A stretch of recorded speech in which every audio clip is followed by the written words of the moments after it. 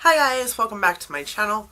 For those of you who are new here, my name is Donna, and for those of you who are not, thank you so much for coming back, saying hello, and continuing to support my channel. I really super appreciate it from the bottom of my heart. It just warms my heart so very much that you all continue to come back and watch my videos. It shows me that I'm not actually here talking to myself most days, because I do that a lot. Today is actually my October Faves and Flops. It is a series that I do every single month, and I typically have things in these videos that I have been using throughout the month. My faves always typically are items within my collection that I am pulling for all the time, and my flops are things that I have used also for the better part of the month. Hit and miss items, things that just aren't impressing me, that I wish I hadn't purchased, that are just meh. So I am going to start today with my flops. There isn't a whole lot of them. So my first flop today is this Tea Tree Lemon Sage Invigorating Shampoo by Pure Professionals. I can't remember exactly when I purchased this, but I did get it from TJ Maxx. It was only $10, and I'm super glad that I only purchased it from TJ Maxx and it wasn't as much as it typically is, because I feel like I have to wash my hair again after I've washed my hair with this. Now, it is almost gone. I think it's sitting right about here right now, and I just got it at the beginning of this month, and it's almost gone because my daughter has also been using it as bubble bath. With that being said, I don't know why she's using it as bubble bath. It doesn't lather. I don't feel like it cleans. As a matter of fact, my hair feels really awful after I've washed it with this. So to the extent that I have to go back in with another shampoo to have my hair feel clean.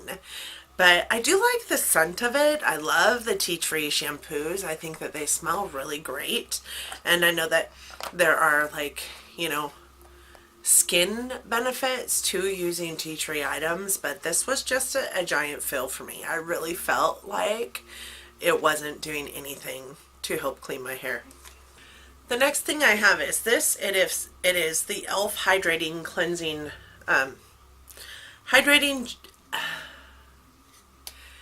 it is the e.l.f. hydrating gel melt cleanser. Jesus, if I could speak, it would be super. It looks like this. It is just like it says, a gel cleanser. It's like a balm, and I have used quite a bit of it, but I haven't used it that often, if that makes any sense. So I will take this into the shower with me, because I hate cleansing my face over the top of a sink, because it just makes such a giant mess. And I at first bought this to, like, prevent a lot of that mess happening, but I find that it doesn't really help the mess. I love the packaging of it. First of all, it feels really high end, and I mean, even though it's plastic, it just looks really cool. I wanted to love this because this e.l.f. products are actually really great products, and they're really inexpensive. So I wanted to love this so much, and I just feel like I have to go into my face 2 or 3 or 4 times to get it as clean as I like it to be with this cleanser, or go back in with a different cleanser to cleanse after this cleanser. I just don't feel like it cleans like I want it to clean, and therefore it is in my fails category. It says massage the cleanser into the skin, activate with warm water to work into a light lather, rinse, clean, and pat dry. I have found that it works the same way whether you're lathering it into your skin and then using water versus using water right away. You know, I put it in my hand and use some water to get it all into my face. Either way, it just doesn't clean the way I want it to clean. And for my first time trying a balm cleanser, it was rather disappointing. I had heard so much about balm cleansers being spectacular, and that one was just not my bag. And I have a second e.l.f. product in here that is also part of my fails, and it is this guy. I got this sponge as a free item from Ulta for a purchase that I made of e.l.f. products. I think I put it into a haul for you not that long ago. I've used it like 3 times. It doesn't take very long of use of a sponge before you realize that it's really not the sponge for you. This is rather porous. I don't know if you guys can see that. Other sponges of this nature that I have are not. I don't know if you guys can see the difference, but this is just a really super smooth, less porous texture than this one. And they're both dirty. Sorry, I did use them today. This one's kind of dirty and this one's really dirty. It fell on the ground. It is just porous enough that I find that it takes my makeup right off with it. I used it for a concealer blend a couple times. I used it for a foundation blend, I think once, maybe twice. And I just found that it took my makeup off with it. Every single bounce took a little bit more of my makeup off, and I was ending up with a much more uneven complexion using this sponge than I have ever. And I quit using sponges for foundation application a long time ago, but I was testing out the sponge and wanted to see how I felt about it, and tried it with concealer first and didn't like it. So I thought maybe a broader area, you know, a less precise application might help, but it just didn't. It is too porous to be a great beauty sponge. It is great for taking off your makeup, but not for putting it on. The next thing I have is this, and I was really sad that I felt this way about this, but this is a Becca Ultimate Coverage Longwear Concealer, and it is in the color, I can't read it, y'all. I'm sorry. It is in the color Really White. I am not putting this in here because it's too light for my skin, because actually it does work really well as far as the color goes. I am putting this in here because this is a super drying formula. I will tell you that when I use it, it makes my under eyes look like I am 90, and I really wanted to love this. It's super sticky. It's very, very drying. I would even venture to say, for me, that it's more drying on my under eyes than the Tarte Shape Tape, and that's saying a lot because I hate that concealer. So I won't repurchase this. I'm really glad that I picked it up in a points purchase from BoxyCharm, so some of my charms, because if I had spent the money on this would be going back in a heartbeat, because this is not an inexpensive concealer. It's actually a pretty expensive concealer, and I just find that it makes me look so old, and it's so drying on my super dry skin. If you are oily, you might love it. If you love Tarte Shape Tape, you might love it. I hated it. The next thing I have is actually something that I think a few of you might agree with, because I've heard a lot of things about these since purchasing them. But they're the ABH stick foundations. I have really gotten into stick foundation lately, and I have several that I love. I have a Makeup Revolution one that I love. I have a BH Cosmetics one that I love. I have a Smashbox one. I have a Tarte one. I have a lot of stick foundations, and I absolutely love them. And at first I got this color, which was Warm Tan, and it was a little too brown or orange, I guess, for me. So I got this one, which is actually considered their highlighting shade, but it is in Banana. And when I mix the two of these together, it's actually the pretty perfect shade for me. So I really kind of love the shade that comes out of the two.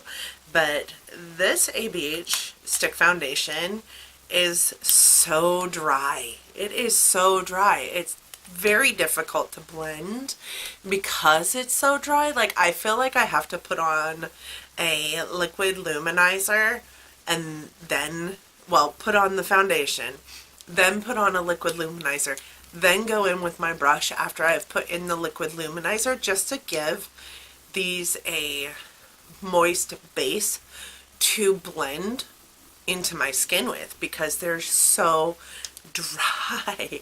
I don't know why you would make a foundation as dry as this is. It's not drying.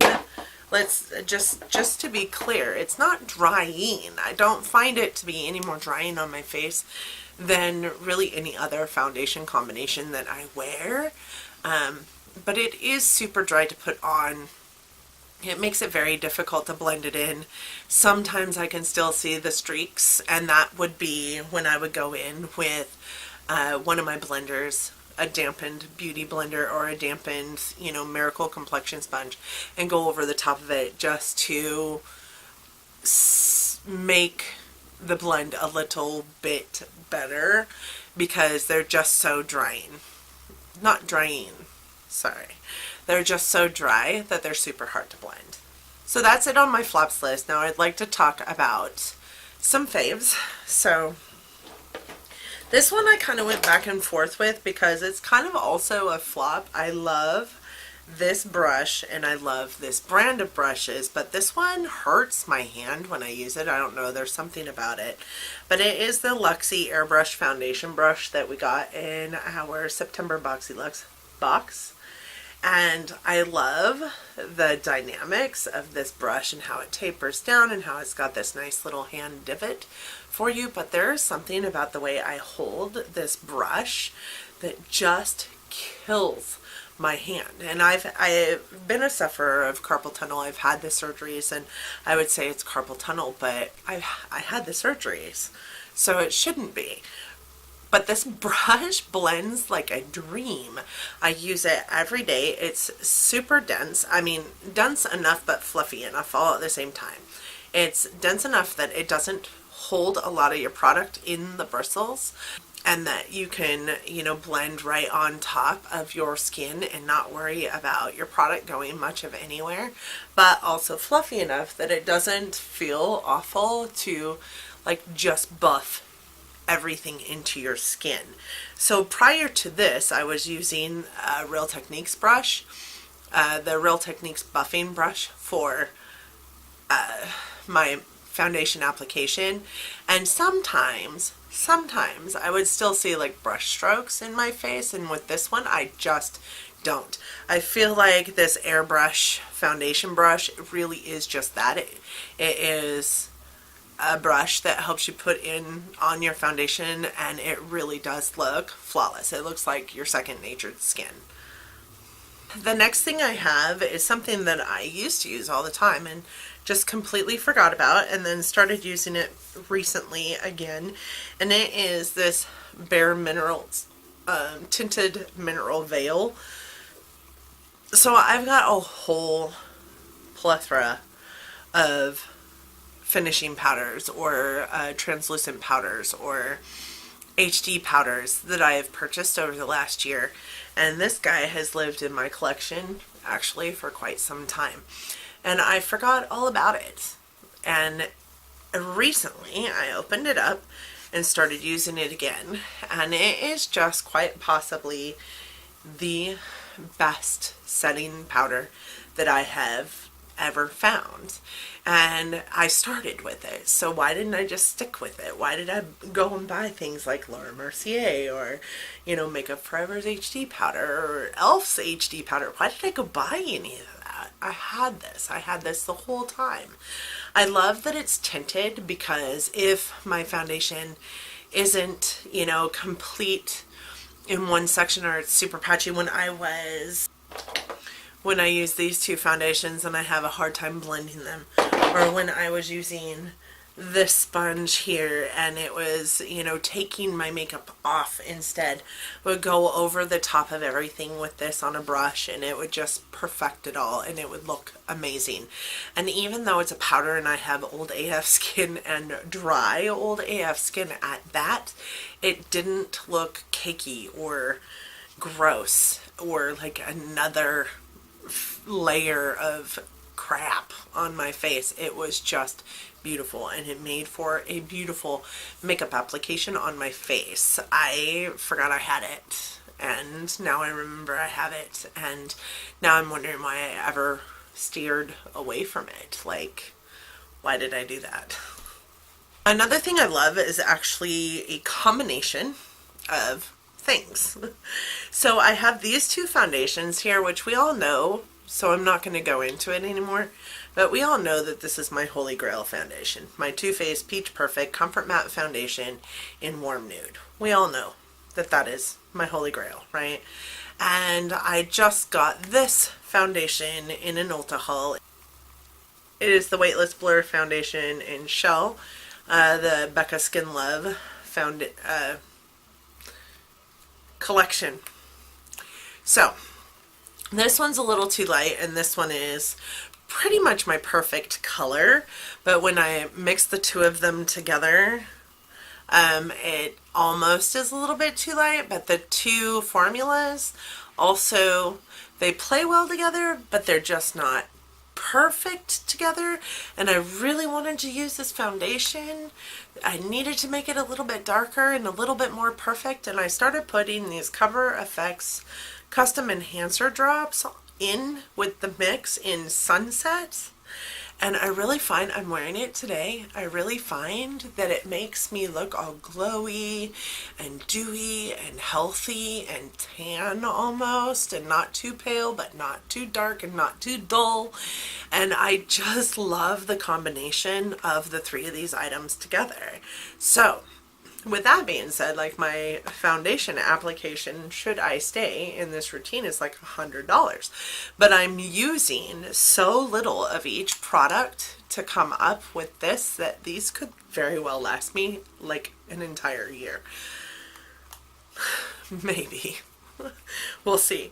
But this is right now what I have been using. My go-to foundation routine every single day for the last several weeks has been these two foundations, this Peach Perfect Comfort Matte Foundation and this Becca Skin Love Weightless Blur Foundation, which I find to be a little more glowy, dewy than I like. And this one is way matte, and for dry skin, you know, matte just kind of makes you look sullen and not as healthy necessarily, but it is an amazing foundation. So adding this to it, giving it all a little bit more color and a little bit more dewiness without all the wet look, I think it's amazing. Does that make any sense, what I'm saying right now? So one thing I purchased a long time ago and really freaking hated when I first got it is this guy. It is the e.l.f. The bottom says Darkening Black Star. Whatever that means. This is an eye makeup remover gel of sorts in a stick, which is kind of gross and not sanitary, if I'm being honest with you, but I wipe it off every single time right before I use it, and then put it on my eye. It gets all the makeup off. All the makeup, including the crazy mascara that doesn't come off with any other makeup remover. It takes all the makeup off. And this thing is like, I don't know, $3 maybe. This has been one of my favorite eye makeup removers in the last month. I still use my Mary Kay one. I just find that it's super drying. Like, I love it. It is the best. It is the best eye makeup remover that I have come across that is in the liquid form. It doesn't sting my eyes. It's just awesome. But there's something about my skin lately, and it's not getting along with it very well. I need to figure out how to hydrate my eyes differently so that that doesn't take all the moisture from my eyes. This is an amazing eye makeup remover. I don't think I've ever seen it in stores, though. I think you have to purchase it online. The next thing I have is actually something that was a points purchase, and I love it so much, and it's disappointing because, like I think it was was that Dior too? Life, the makeup remover that I just did in my empties, I think was also a Dior product. This is the Dior Show Mascara, and it is just a point purchase from Sephora, and I love this mascara. I love this mascara. I wanted to not like it, but I love it. It doesn't transfer onto my cheekbones. It gives my lashes such amazing volume and lengthening, and is so black, and I just love it. The wand is not awful. It's a plastic bristle brush, and the tube is really weird. It's squishy, so that weirded me out at first, but this guy has so much volumizing to it. It has so much lengthening to it. I find that my lashes look amazing every single time I put this on. It just 100,000% completes an eye look. I'm not wearing it today because, like I said, I have false lashes on, but I wish this sucked, because now I want to purchase a full size and I can't, because I can't stand spending $24 on a full-size mascara, let alone what this one costs. But I will continue to use my 100 points to get it through the points purchases that you can get at Sephora, as long as it's available there, because I think it's amazing.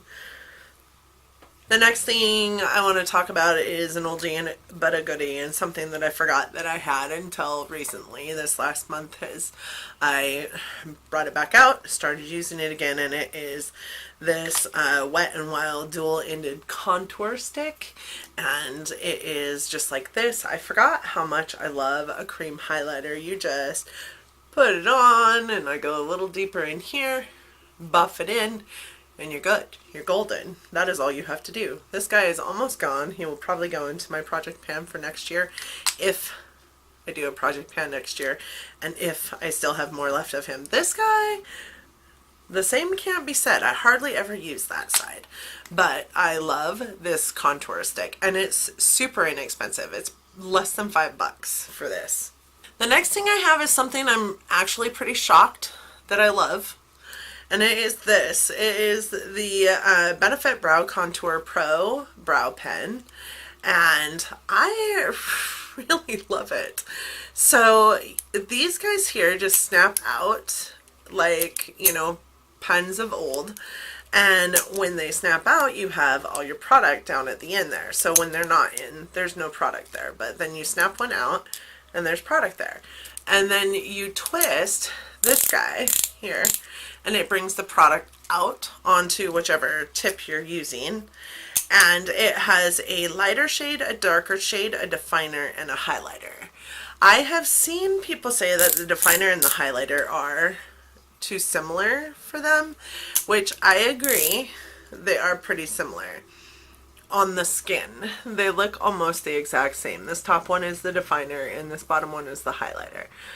But once you get them onto your eye, like right now, I have got the highlighter shade just underneath my brow bone with some like sparkle on top of it, and I really kind of think I love it.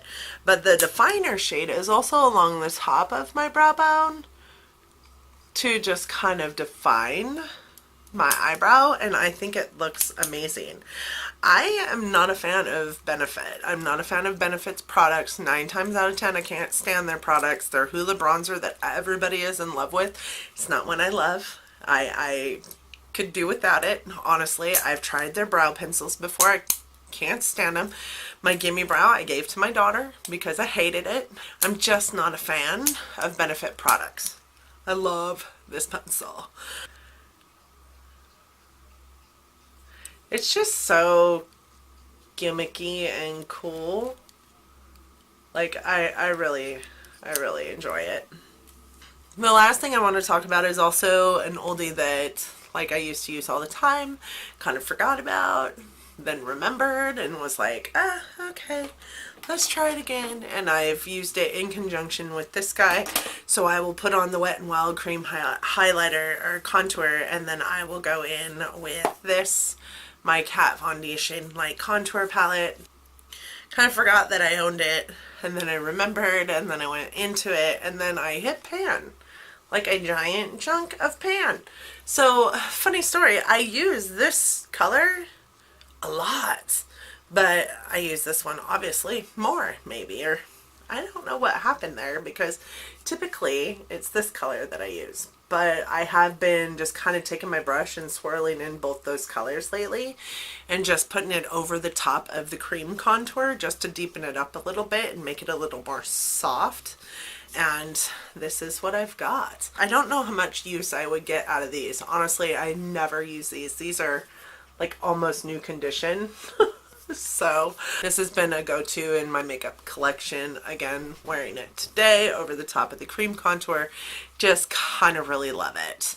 For those of you who are wondering, this lip color is actually something that was sent from me from Influencer. I will be putting something up about it. I don't know how I feel about it yet. This is the first time I've worn it, but it is a Giorgio Armani liquid lipstick. So I'll give you guys a review on that coming soon. This on my eyes is actually Lunar Beauty. That is that's the Life's a Drag palette. That was the winner in my palette roulette, and that is pretty much what I have all over my eyes. The powder on top of the brow bone, the highlighter out of that pen, is from Lunar Beauty. The brown that is supposed to be red is also part of that palette. The only thing that is not, that is part of my eye makeup here, is the glitter that I am wearing over the top of the concealer there, which is a Sydney Grace glitter. So I hope that you guys enjoyed my video. That's all I kind of have for you today. So I hope that you enjoyed my faves and flops. These are pretty much one of my most favorite videos to film. They're one of my most favorite videos to also watch. I love faves and flops videos. I like to see what other people are spending their money on and what they're enjoying, and if it's something that I want, and if they don't enjoy it, should I get it or should I not get it? Yeah, that's pretty much me in a nutshell. So I hope that you guys enjoyed this, and if you did, that you consider subscribing to my channel and sticking around watching my content. I do upload every Monday, Wednesday, and Friday, or Sunday, depending on how my work week goes. I'm trying to upload content for this week because tonight is our holiday launch party where we set up the entire store, and then tomorrow is launch, and then my life becomes chaos. So I'm trying to get a whole bunch of videos, you know, staggered and uploading so that I don't miss a day. But that was my faves and flops video. Please don't forget to give me a big thumbs up before you come out, or before you leave this video, and I hope that you choose to stick around and subscribe. And until next time, guys, bye.